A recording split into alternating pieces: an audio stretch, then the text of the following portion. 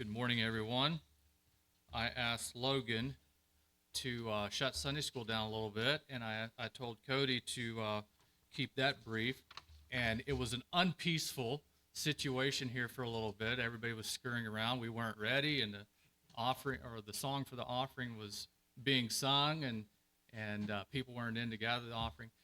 But as I was thinking about that, a lot of what we're talking about today in peace comes in the midst of a world that's filled with chaos and not peaceful. Um, so a little bit about today and kind of my thought behind it, um, my vision of it. A couple weeks ago, I think I said this last Sunday, a couple weeks ago I was listening to a podcast and he talked about peace in the midst of chaos. And it wasn't really, the podcast wasn't necessarily on that subject, but he just made a comment on it. And he made the comment of the price of peace. And then, like I said last Sunday, Derek talking about that verse that he had read a couple Sundays ago, kind of stirred that idea in my mind of what does this look like in our homes, in our lives, in church, in cities, and what can we do to contribute to that? So that was kind of the idea of the price of peace.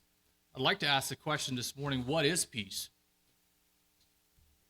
What is peace?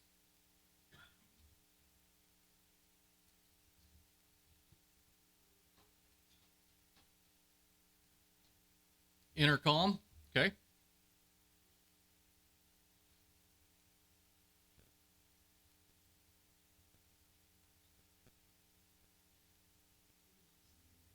It's a fruit of the Spirit, okay?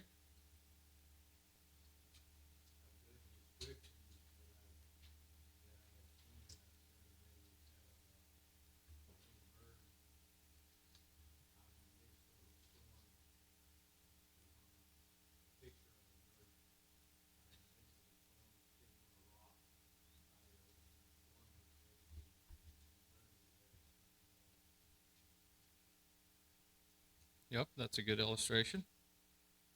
Anybody else?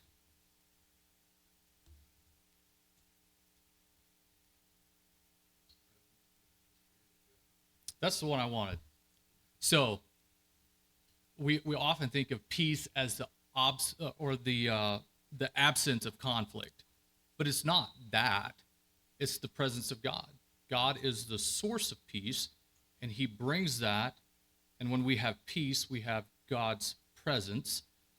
And I'd like for us to, if you forget everything else, I or Omar or Travis is going to be speaking as well. I've asked those two, and not necessarily as I didn't have enough to share this morning, because as I was looking a little bit more, there's a lot here. But as I study for a message and something that it used to not bother me as much to talk as it did to study for it. I would, if somebody just wrote up my notes and I'll talk, it doesn't bother me as much as actually spending the time to study for it. But it's something I have enjoyed more, is actually studying for it. And because there's something that you get from studying for it that you can never communicate across the pulpit. And so I wanted other people's perspective of it, and not only other people's perspective of it, I wanted other people to experience maybe a little bit of what I experienced in thinking about this subject or in talking about it. And I think it would be great if some Sunday we said we don't have a planned preacher. You all study for it, and whoever is most inspired come up and talk or whatever. I think it would be good in that sense to be prepared to speak. There's something that happens when I study for a message that is like, I want people to get this, and sometimes it's hard to communicate that over the pulpit. But thinking of the presence of God as not just, or that's where peace comes from, and I thought of that as we were talking about our Sunday school lesson this morning. It said, try the spirits, and I made the comment that most of the chapter is talking about love. And I'd like for us to get the picture of the presence of God as peace and the spirits that are at work.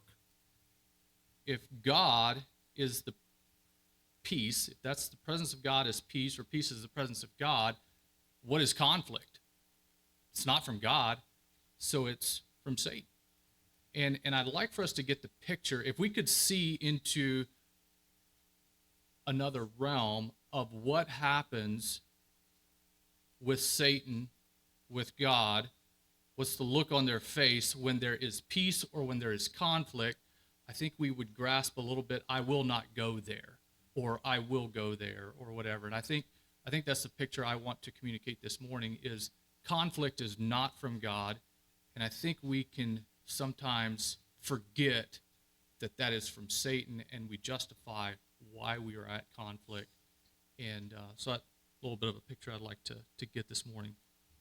Hebrews 12, verse 18, this is the verse that Derek read.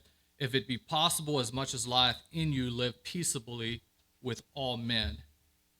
And in some ways, I wish you'd have just left that first part out where it says, if it be possible, because I think we kind of latch onto that, and we forget the part of as much as lieth in you. And I get the picture of somebody who's running a race. Have you ever run a race where it's just like, not a 100-yard dash, but an actual race where you get to the end and your legs are like octopus legs, like there's no bones in them, and you just flop on the ground. It's like, I have given everything that I have to get to where I'm at.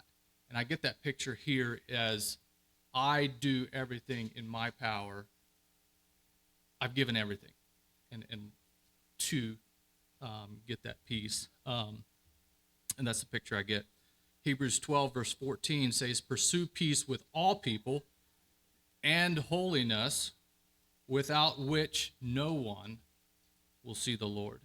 And I love that picture as well of, like, I don't get that. I haven't got that in the sense of, yeah, I understand to pursue holiness, but to pursue peace, I don't have that with other people. I'm not going to see God. Like that brings a whole new meaning to that. Talking about just chasing after it or pursuing it is something active. It doesn't just happen. Ephesians 4, verse 3, make every effort to keep the unity of the Spirit through the bond of peace. It's talking about effort. It's something that we do, it's something we push for. It's something we chase after. And then Romans 14:19, pursue the things which make for peace and the things by which one may edify another. And I love that verse of, this is me doing the work. This is you doing the work to build up somebody else. It's not about me. It's about pursuing peace to build someone else up. And I think if you take that home today and apply that in your home, in your church, in your workplace, or in your community, whatever, you will be successful. If peace comes from, I'm giving, I'm building you up.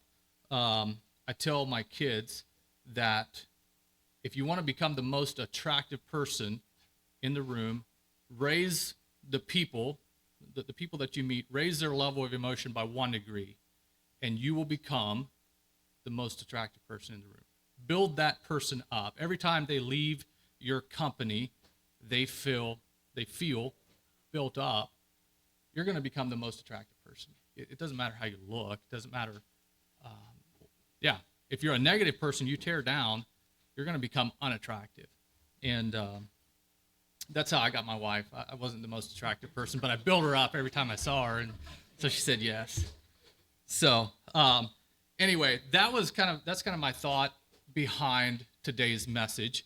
And like I said, I asked Travis and Omar to share as well, and then I'll share a little bit more on the home. I asked Travis if he would talk about peace in our churches, and Omar if he would talk about peace in our city or in our world. And then I had mentioned to Logan, whoever has devotions, if they want to talk about peace a little bit too. So thanks, Freeman, for talking about that. There was a lot of questions that came in. I kept it to 15 questions. Some of them kind of tie in together a little bit. But the other thing is, today, as somebody's talking, if you have a question or if you say, I'd like to hear a little bit more about that, you can shoot me a text and I'll bring it up later at that point. So be thinking about that.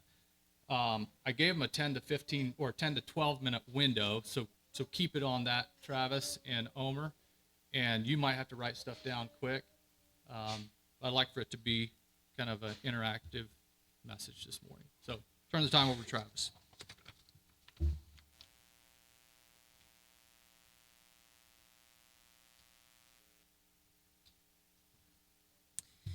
Thanks, Conrad. I struggle to know what to say and what not to, because peace is interlocked with every aspect of our spiritual life.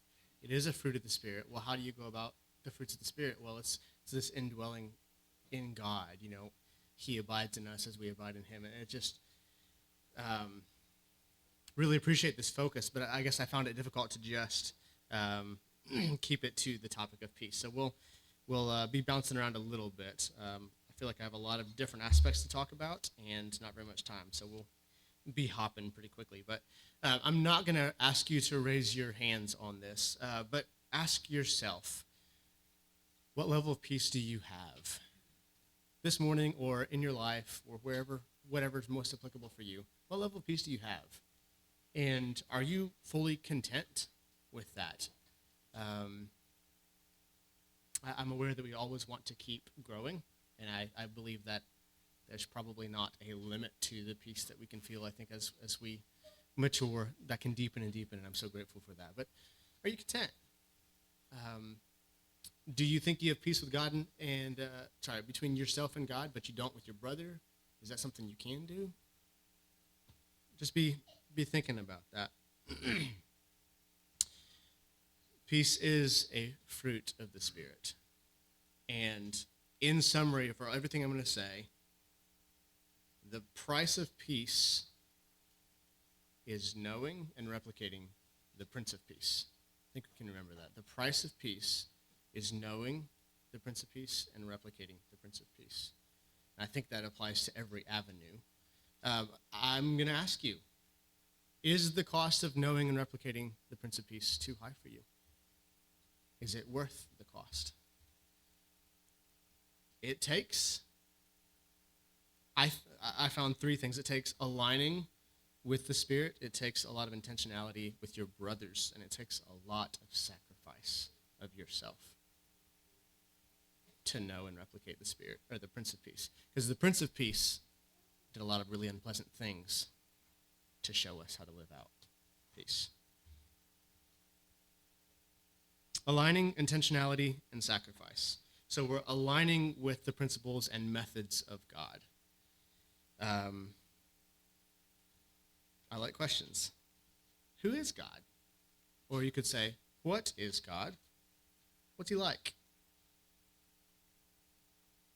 What are the things that He wants to communicate with you? What has He communicated with you? And then when it comes to replicating, how can I live that out? Jesus gave us an example. Are all of them things that I can live out? Ephesians 2:14. The first phrase of this verse is, "For He Himself is our peace." I don't believe peace is something we can muster up. I don't think more effort automatically equates with more peace. So I was given the topic or the arena of within our church, brother to brother. If I'm struggling with you and I just grit it out, I think that is helpful, but I don't think that's comprehensive. I don't think I will automatically have peace toward you. Dad preached and preached and preached in our family that choices.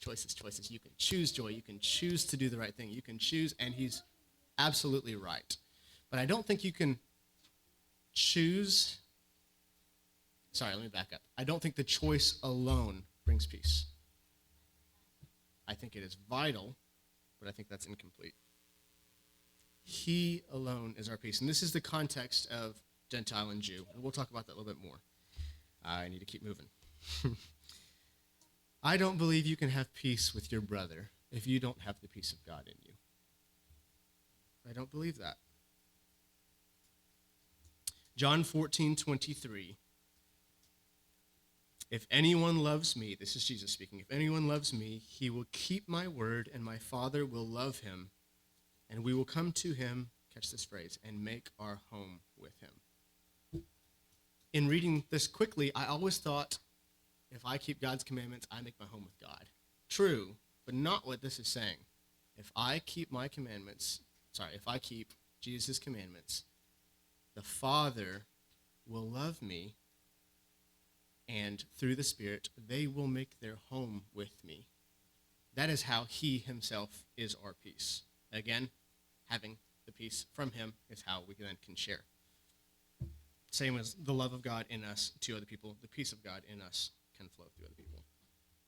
So the Spirit, the Father and Son make our bodies their home through the Spirit.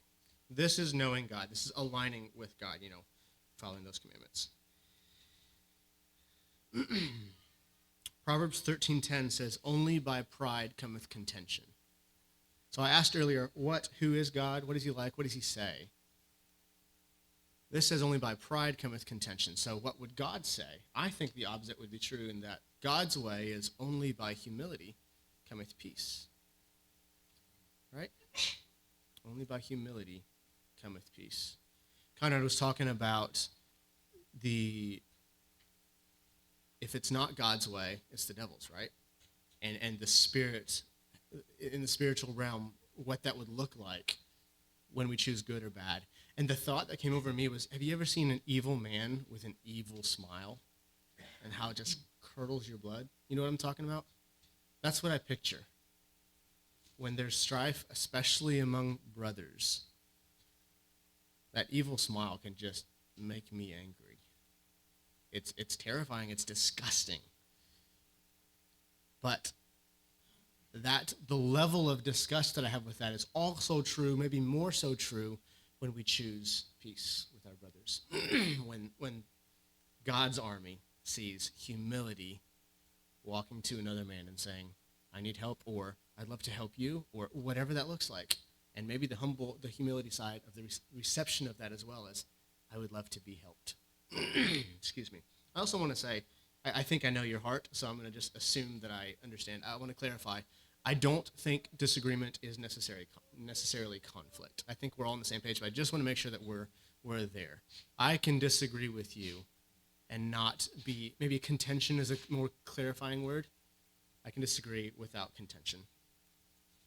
I think we all understand that in theory, but to do that is really difficult. And I want to just say, let's practice. I'm getting off topic a little bit here, but I think often we fall into the category of paralysis by analysis. We think it through. We're not sure where our motives are. We just don't know, do I step out and risk hurting? Do I stay back to keep peace? And I would say, let's really, really seek to understand our motives. And if we can't figure out what our motive is, let's go to our brother and say, I don't know what my motive is, but just in case I need to say this to you, here's what I have to offer. And have the brother that you think is in need speak into your life and help you figure out what your motive is. I would say it's worth the risk. Just an opinion there. But I know, in my life for sure I know, and I think in our midst we are more likely to be passive in the name of peace than we are to be active in the name of peace. One of the questions that Conrad sent to me and to Omar was something to the effect of, what's the difference between a peacemaker and a peacekeeper? This is 100% subjective to my opinion of what I see this as, but I guess I see peacemaking as actively involved, which sometimes includes standing back and praying or standing back and waiting, versus peacekeeping as, I don't know what to do or I don't want to be involved, so I'm standing back and not doing anything. I think peacemaking can be active even if I'm not talking to you, right? So there's a part in which we play in peacemaking. That's the way I see it. I'd love for some more dialogue on that. I happened to, Dad's having meetings over at Hillcrest for Camp Week, and he was on a completely different subject, but he talked a little bit about this, and he was making a point, so I think he was I would not take this word for word, but he used the words peacekeeping is, he either said cowardly, no, he said wimps. That's what it was. He said peacekeepers are wimps. I think there is some exaggeration for the point there. It all depends what you think peacekeeping is. But what he's talking about is this. It's not my job to make decisions for him. Your problem. That is for wimps. That is for wimps. So by aligning, back to the topic. Boy, I got to speed up. By aligning and knowing God, what do we learn? We learn that God is love, and he is a father, a loving father, right? So when my brother needs correction or needs attention maybe, or love, or all of those things, when I'm struggling with something that he's doing or something that he is, because God sees him as a beloved child of God, I also will see him as a beloved child of God. Beloved by Almighty God. That's why it's not about me coming to convince you that I'm right. It's me coming to walk alongside you, hoping for a different and better outcome, but not coming with force, right? So if Freeman's doing something that's sinful, we need a different outcome.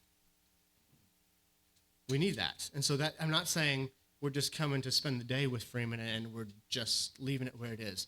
But I'm not coming with force. I'm coming to love him in pursuit of a better outcome. Because you are a beloved child of God, and I choose to value you as that. Ask yourself this. In your time of struggle, of trials, when was the last time that God stopped pursuing you? When did God step back and say, not my job to make decisions for Travis? He gave us the ability to choose, and he lets us. And he could say, that's not my duty. He could choose to walk away from us. But I don't think there's anybody in this room who God has stopped pursuing. And maybe that's helpful for us as well when there's contention or strife, or even better, when there's about to be, or there could be, and we want to get in there before it happens. Let's pursue each other. Sometimes that means prayer. Sometimes that means coming to you face to face. It can look like a lot of different things, but it's active. Peacemaking is active. And it's really great if you suspect something could be a problem, if we can get it then, walk alongside our brother then, before there is contention. I would say it is worth the risk to go to Conrad or to whoever and say, this concerns me. I don't yet see it as a problem, but I just want to make sure that it's not. You tell me what it looks like from your side, and together, so with that posture, I'm coming saying, maybe, right? How much better would that conversation be than when I say, you're missing it, dude? And both can be needed.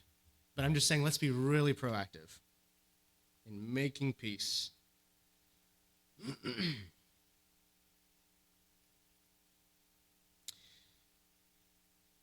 So in that sermon that Dad was preaching Friday, he said something to the effect of, peacemakers are active, they move toward conflict in thoughtfulness, in care, in love. And by the way, that's God's love, right? It's not something I can just muster up, but it's something that God moves through.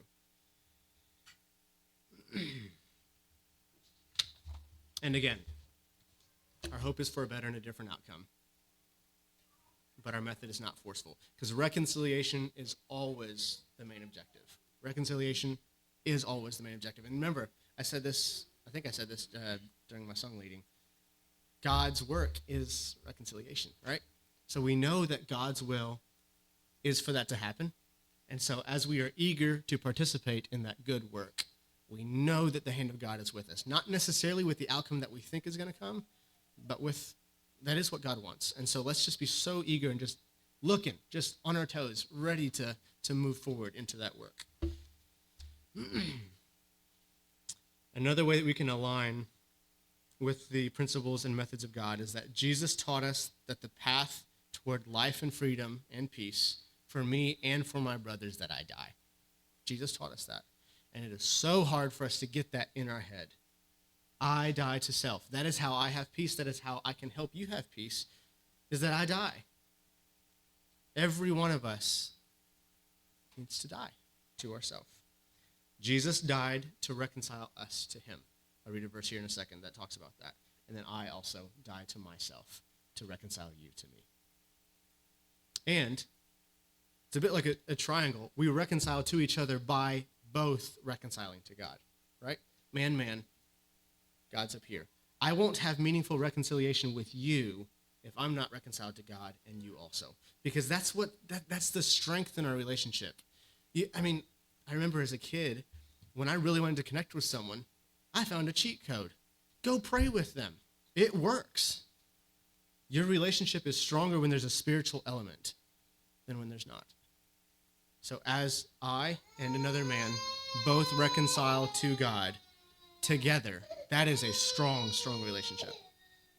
All right, Ephesians 2:14 through 16.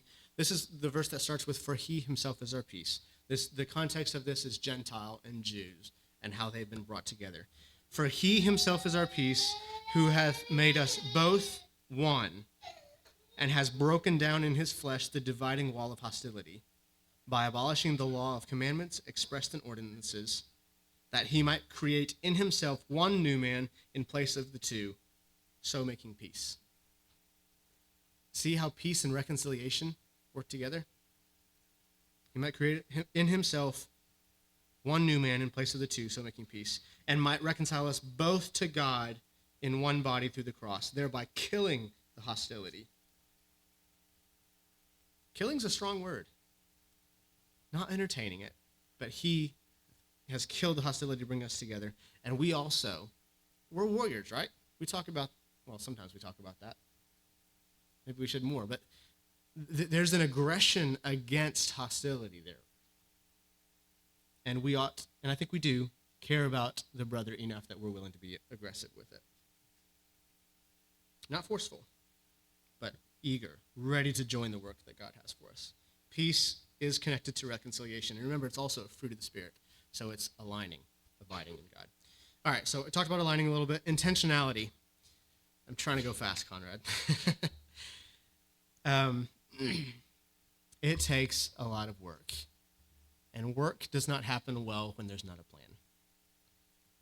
I guess I just want to communicate that one thing that we can do to be intentional about pursuing peace is that we need to continually recalibrate our agenda with the Father's agenda. So if you're thinking a tightrope, I think in life we do this a lot. We veer a little this way, and we try to come back, and sometimes we veer a little the other side. I think it's just always my agenda, the Father's agenda. And we can align those, but it takes a lot of work, a lot of attention to that. Do you know your brothers well enough to really intercede before things are problems? It takes a lot of intentionality to spend enough time with your brothers to know them and walk with them closely enough that we can pursue peace before the big problems happen. And by the way, I keep talking about getting there before the big problems happen. You can have peace with a brother after big problems happen too. But I think it's better to intercede before they get too big. Spending time. It takes some sacrifice and takes a lot of intentionality. We know that slandering and gossip is an immediate threat to peace in a brotherhood. I would argue that the best way to fight slandering and gossip is not to preach against slander and gossip only, but also to aggressively do the opposite. When's the last time you heard someone just going off about how amazing another brother is? Like go to the extreme. Gossip is usually pretty extreme. But if I tell Logan just how amazing Benji was today, I don't do that often, actually. I don't. But I think as I tell Logan what Benji did, and Tony and Conrad and Daryl overhear that, I think that does something for them too, right? Because we all want to be part of, he was talking about being attractive, building someone else up. We all want to be built up, And we want to be in a place where others are too, right? I think that can be contagious. That's one way we can pursue peace. Go to the extreme. I mean, not to where it's not believable, but if someone really aced something, go into detail about how amazing they were. The third part is sacrifice. I die. The path toward life and peace is that I die to myself. And I just want to say, we are so determined to get our way, and then we still expect supernatural peace. We want it so bad. We need that recalibration all the time. When you're wronged, how long does it take you before the injustice is not the foremost thought when you think about that incident? Is it just like, duh, missed that one, oops, and we're done? Or is it like, I know God is a just God, and I think the desire for justice is a good thing, but I think desire for reconciliation is something that we can have more control over than the justice that was done to us. Does that make sense? If you wrong me, I can more quickly be reconciled with you than I can fix your wrongdoing, and for sure should be a higher priority for me. If you're holding on to injustices, you are robbing yourself. Let it go. Die to self. I'm not saying don't feel the pain. I'm not saying that. But just this obsession of holding on to it. You need to let that go. A practical way, let's not keep score of offenses or even of favors. Let's not keep score. In a game, why do we keep score? What's the purpose of keeping score in volleyball or basketball? It's because I want to win, right? And if we just play for the fun of it, no one wins. I think games are kind of pointless if you can't win. I do. But in the spiritual life, it's not about that because we're together. So I win as we win. And if you're losing and you're a part of me as a brotherhood, I'm losing too. I believe I can have peace in myself even when a brother is struggling. I do believe that. But I think it's a incomplete peace. I think there's more to be had when my brother and I are at peace as well. One of the verses that you're really influential, Derek. Your devotion has inspired a lot. One of the verses that he read the other Sunday, I think it was 2 Sundays ago, was outdo one another in showing honor. What a great way to push toward peace. Outdo one another in showing honor. Because we win as a team. So again, just the summary. The price of peace, I believe, is knowing the Prince of Peace and replicating the Prince of Peace. And I don't think that cost is too high. Thanks. Thank you, Travis, for sharing that. Yes, I do want to confirm what he was saying. When I'm talking about conflict, I'm not talking about disagreements. I'm talking about when the disagreement separates our relationship. So thanks for sharing. And Omar, we're going to have lunch here, so. Okay, yeah. Well, I wasn't keeping track of the clock when Travis was talking, but I think maybe I can abbreviate. Well, I'm already ad-libbing, so. I was asked to share about keeping peace as much as is possible with what lies in us, in our city, our community, and our country. And that's kind of the big picture is what I'm going to focus on for just a couple of minutes. I propose to you that there are 2 common ways to make peace, work for peace in our country. And there is a third way that's better than either one. We've talked, it's been mentioned several times that Charlie Kirk on Wednesday was killed, assassinated, as he was speaking out for the Lord, sharing in front of thousands of people. And we've also, and we didn't talk about this here this morning, but Tyler Robinson, 22-year-old, apparently was the one that pulled the trigger. These two men were using these two methods of making peace, working toward peace in our country. The first way that we can strive for peace in our country is to assimilate, to become like.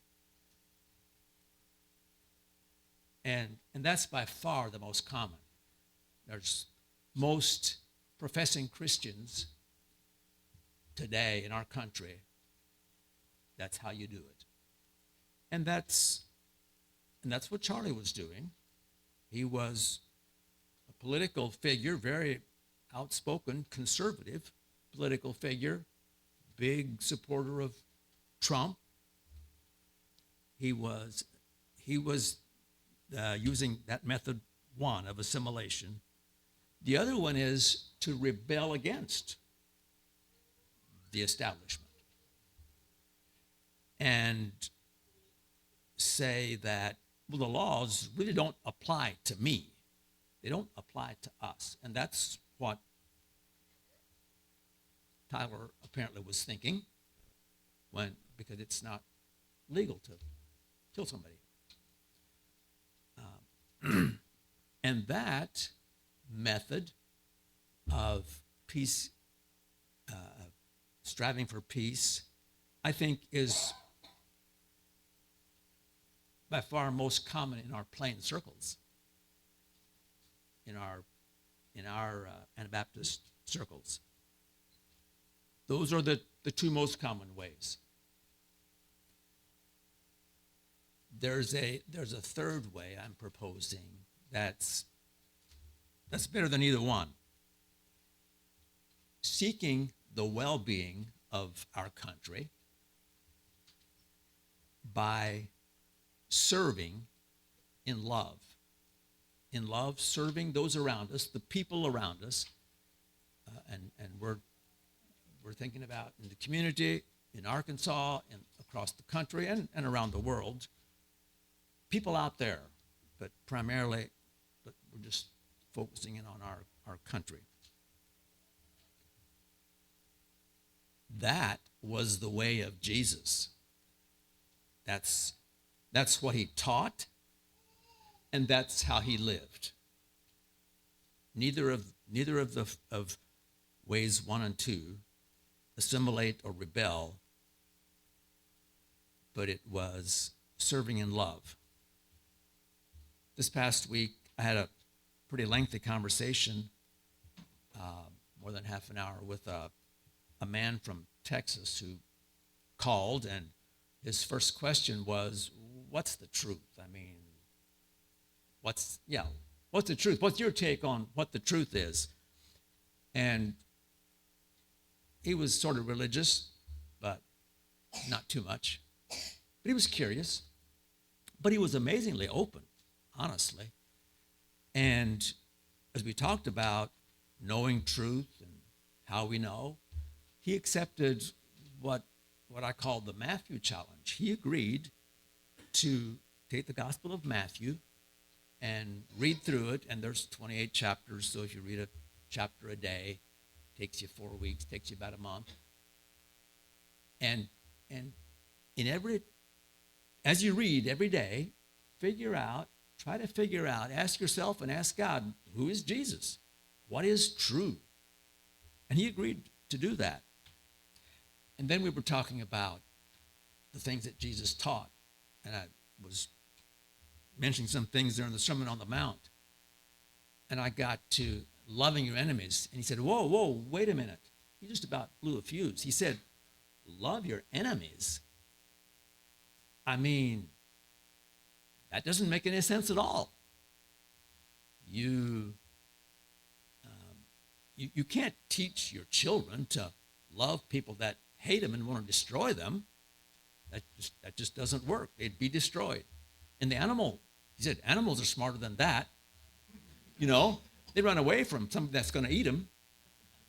You don't love them. So we talked about that some, a little while. But he was actually interested.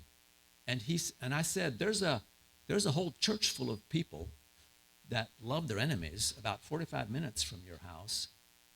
And he said, I would love to visit them. And we talked about, how does that look? And I said, well, when you go, you just ask them. Just ask them how this works, So maybe he will. Maybe he's there this morning. I don't know. That was Thursday evening. Jesus taught to love our enemies, to serve them. And that was also his life. That's also the way that he lived. He didn't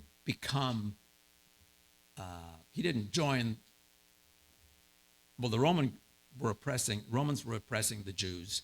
He actually didn't join either one. The Roman oppression, and he didn't rebel against that. He could have wiped out Roman aggression against the Jews easily. He was, after all, the creator. He had that power. But he said, pay your taxes. He didn't say rebel against, throw off this yoke of bondage.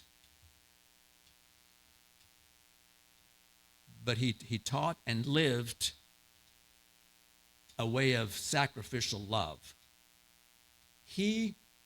Jesus, took in himself and kind of like absorbed, like a lightning rod, dissipates it to where it doesn't damage something. The full fury of the Jews, his own people, he absorbed all that hatred and fury. The Romans, who had devised the most cruel way of killing a man, and best of all, Satan and all his demons. Evil. The evil that started when Satan initially rebelled against God and said, I want to be like God. That whole evil scheme, what Jesus took it. He didn't have to. He chose to. He absorbed it, so to speak, and in that way, and because he was raised from the dead, he overcame all of that by sacrificial love. That's the third way, and that's what God calls us to. Two examples from Scripture, quickly, I haven't been watching the clock, is our Joseph. First of all, he became like the Egyptians, didn't he? Or did he? He was an Egyptian ruler, but he was working toward the good of the people that had who were oppressing him. He was there as a prisoner initially. He served Potiphar. He served in the prison. He served Pharaoh. And he never actually lost his identity. He still knew who he was. When his brothers came, and we know that whole story, he was still the Joseph that he had been as a young boy, that he had been brought up to be. So he neither assimilated nor rebelled. He served in love his country, his people. And perhaps even a more striking example is Daniel and his friends, who were hauled off to Babylon because of their father's sins, their people's sins. And they didn't assimilate. They didn't become like the Babylonians. Oh, they dressed like them and spoke like them and had Babylonish names, and they were a lot like them, but they never lost their identity. There were key times, and we know, about each of the first 6 chapters basically has a story of how they knew who they were and stood up for what was right. What they were to eat, the 3 friends in the fiery furnace, in the lion's den, as he interpreted dreams. They were serving, doing what they could to help people around them, but they knew who they were, and they weren't like the people that they were serving. It never became like them. They were always who they were, who they had been. So this third way of relating to the people in our country, making peace, the people in our city, community, whatever, country, is giving our lives in service to others. So how do we do that? Is a question I would raise, and we don't have time to talk about it much now. How does that look, or what are some examples of that? I thought of a couple. You probably think of more.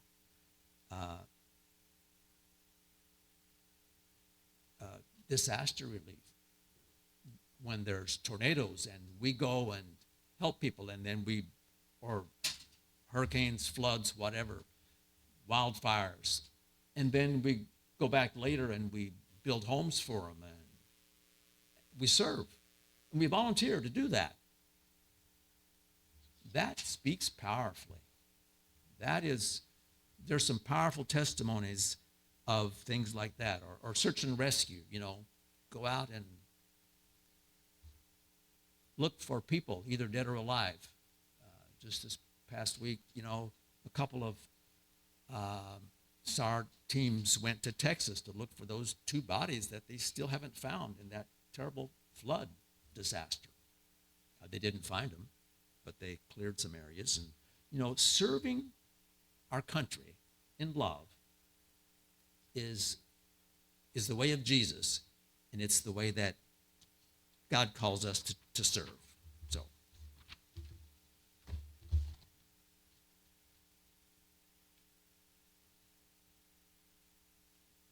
Thank you, Omar. So I will talk a little bit about peace in our homes.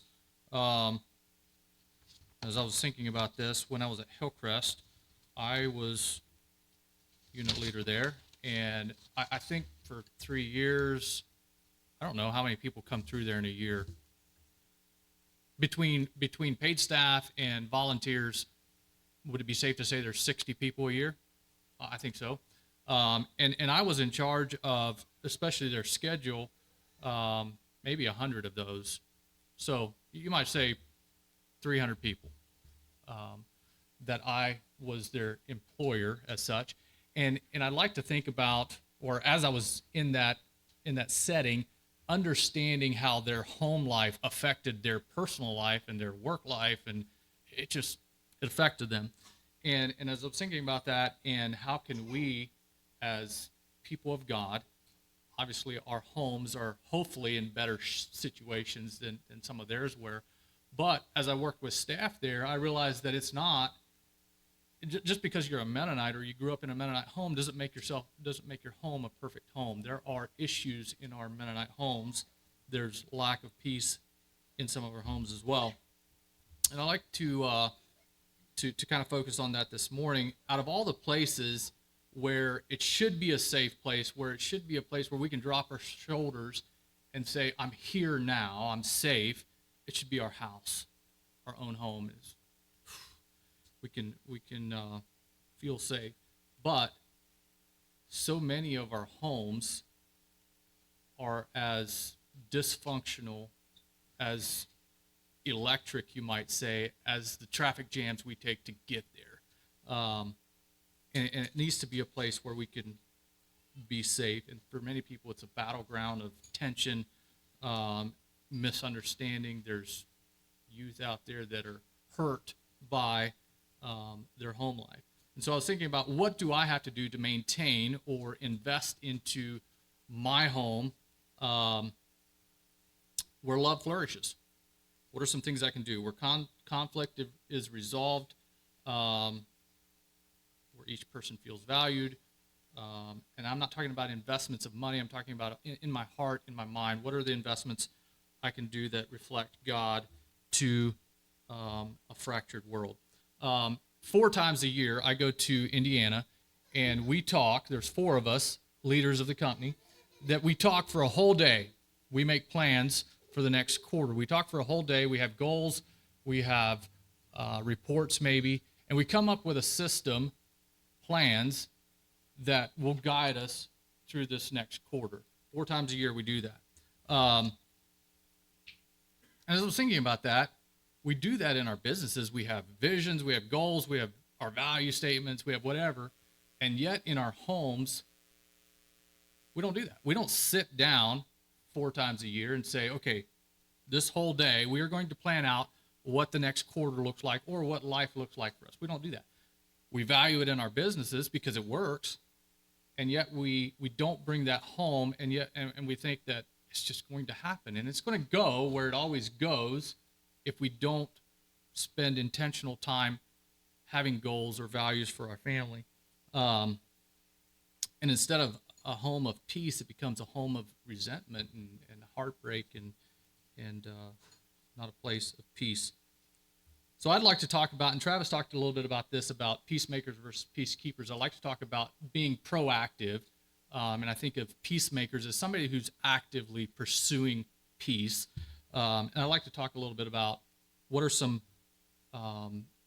little ways that we can pursue peace or proactively pursue peace in our home. And I think the one is have a home where Jesus is the center. I heard a story recently where there was this couple that bought this house, and they heard around town that, you bought the house where the people used to have Bible studies in, or there was enough comments made that they realized that their house was a house where people recognized it as a place where they met God. It's a place where people came and they heard about God. And it wasn't them that did it, but it was their house was recognized as that. And it got them to thinking about how can they create a place where God is met at their house. And I've walked out of houses, not any of yours, but I've walked out of houses and looked at my wife and like, unbelievable. Like how do people live either in that mess or in that environment or whatever? And I want people to leave my home as a place where they may have encountered God, or they can sense that God's presence is there in my home. And so I'd like to start with husband and wife. That's obviously where the home was created. Some of you are not married and you have a home. It's pretty easy to get along with yourself. So I'd like to talk about husband and wife and what are some things we can do there. And like I said, I'm going to focus mostly on proactive. One thing I will say, if you're not already a secure person, become or start working on becoming a secure person. How do you do that? My encouragement would be to start deepening your understanding of who God is and who he intends for you to be in or as his child. Deepening your view of who he is and what he has done for you. Learn to silence lies and embrace truth. Become a secure person. And I'm not saying that I'm differentiating between shy and outgoing. That's not what I'm talking about. I'm talking about secure in who you are. Because insecurities make you feel or are self-focused. If you really think of insecurities, it's self-focused. It's always worried about how I'm going to be treated, how people are going to view me, how I'm seen, how I'm measured up. That's self-focus. And when you are secure, you get to freely love, not for what they can give you, but for who they are. Become a secure person. If you're not, actively work on that. Some examples of where to start. We won't look at that. We won't read that. But Psalms 139 talks about, I am fearfully and wonderfully made. Read that chapter. Romans 8 talks about there's no condemnation for me in Christ. Read that chapter. Ephesians 1 talks about being chosen. It talks about being loved. It talks about being adopted. Those are some chapters you can read to kind of figure out what is God's view of me and what does he have in mind for me. I like to focus, or the other thing I want to put in there is accept the things you can't change and work on the things that you can to become who God has intended for you to be. Husbands, I once heard as a young man, as a young married man, that if you treat your wife, if you treat your wife like a queen, she will treat you like a king. And that is so true. If you treat your wife like a queen, she will treat you like a king. And I can guarantee that's how it works. If you're both willing to serve God and are living that out. That's one thing that I took with me for many years, and I've experienced that in my own life. The way I treat my wife, she gives that back. Some simple things. How can I serve you today? Those are some questions you can ask her. How can I serve you today? How can I love you well today? Let her know she is deeply valued. Stay emotionally present. That's a hard one for me. Like so many other things going, but stay emotionally present. Make sure that she knows you are loyal. That's another thing I think it's good for our wives to know. Be quick to say, I was wrong. I'm sorry. Please forgive me. Extend grace where she is weak. And let her know that you would still pick her today, given that choice. If you actually would. But if you would, let her know that. And to the wives, and these are some things that I see in my wife and that she does well, and it works. Value his efforts, honor his leadership, affirm his role in your family, speak well of him in public and in private. My wife has some friends, and I think she's okay with me saying this, who they talk, and of course, I don't think they mean it bad, but they talk bad about their husbands, and she's commented that, and she says, I wouldn't do that. I don't know why they do that. And I think that's important, is to speak well. Obviously, if he's a good person, if he's a jerk, then don't tell everybody he's good if he's a problem. Get some help in that. The other thing is show him Christ through your gentle and quiet spirit. Proverbs 18:21 says, death and life are in the power of the tongue. And this goes for husband and wife and for everybody in that sense, that your words can either crush or fuel your husband or your wife. Make encouragement your habit. A very experienced counselor, and Omar had sent out a message that I listened to yesterday then, and this came from his message. But he said a very experienced counselor said that if he's heard of one line that can change the trajectory of conflict in marriage, I think he's a marriage counselor, he said one line that could change everything, or that has the ability to, if people are willing to say it and to actually do it, is to say, I'm sorry, I was only thinking of myself. And Travis pointed out that, and Omar pointed out that in peace, unless we die to me, there won't be peace. Like if I'm focused on winning, there's not going to be peace. Focus a little bit on children, how to relate in the home to each other and to your children. James 1:19 says, so then, my beloved brethren, let every man be swift to hear, truly listening. I don't do well in truly listening, and that's something us men can work on. Slow to speak, choose your words carefully. We talked about Proverbs, and the tongue has the power of life and death. Words are powerful. It's a scientific proven fact that repetition makes information easier to process. Doesn't matter if it's true or false. The more you hear it, the more your brain is geared to actually believe it, whether it's true or false. And so be careful. Understand that your words are powerful. Why do I say that? Because what you tell your family matters. Tell them they matter. You want to have secure children? Tell them they matter. Tell them they have what it takes. Tell them that you're proud of them. Tell your daughters and your wife that they're beautiful.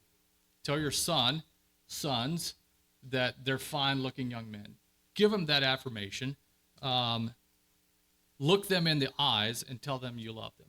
That's something I've done with my little children, and is make them look me in the eyes, and I want them to know I love them. And I think that's it's good for fathers to do that to your children, and I think it helps the security of your children. Early on, help them understand there is a God, and it's not them. I think that's an important thing, and point them to Jesus in that. Show them what real love is. I didn't finish that verse.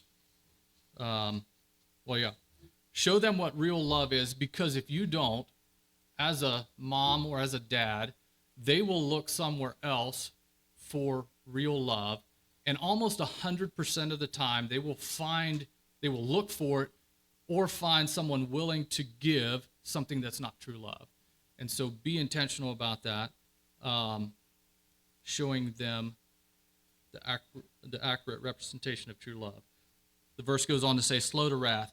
What I just said about telling your children those things, if I tell my children that, but yet they wonder when I come home how I'm going to respond, am I going to have am I in a good mood or am I in a bad mood, or if they mess up and I just spew out, those words are not really going to mean that much to them.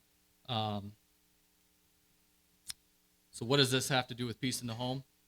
Because the atmosphere you create by your words or your actions create either a positive place of rest, or it creates a constant place of tension. So in closing here, be quick to say I'm sorry. Be quick to forgive. No relationship can thrive if I'm not willing to take my responsibility for it. And this goes for in our church as well. Forgiveness is costly. It requires us to release our right to resentment and revenge. And in doing so, we choose to see the humanity in the person who has hurt us and recognize that we also received forgiveness in that. So, for us as men, especially in our homes, as we lead our homes, let your family see that you prioritize Jesus. Be willing to say, I'm sorry. And when you do that, it will naturally become a place of refuge. It will naturally become a place of peace if I'm willing to take the lead and put Christ as the center of my home, and if I'm willing to take ownership for the things that I have messed up in. I don't have to win. I don't have to be right 100% of the time. And it's a place where your family can thrive. So that is what I have to speak on the home. We're past time. Who wants to hear the questions, or who wants to go ahead and eat? We'll go through the questions real quick. Brad, you're back there. Can you hear me? Once food is getting cold, let me know. If Omar and Travis, if y'all want to speak into this, you can stay where you're at. If you want to come forward, you can. But we'll go through these pretty quickly here, hopefully.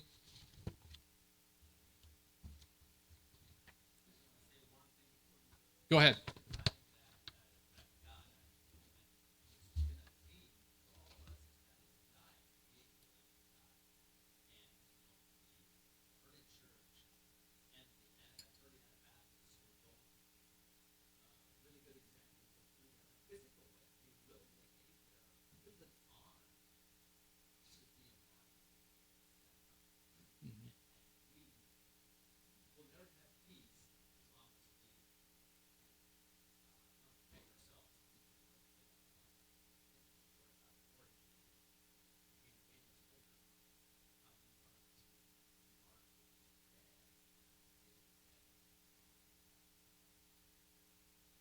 Yeah, thanks for pointing that out. It all comes back to, am I willing to lay down?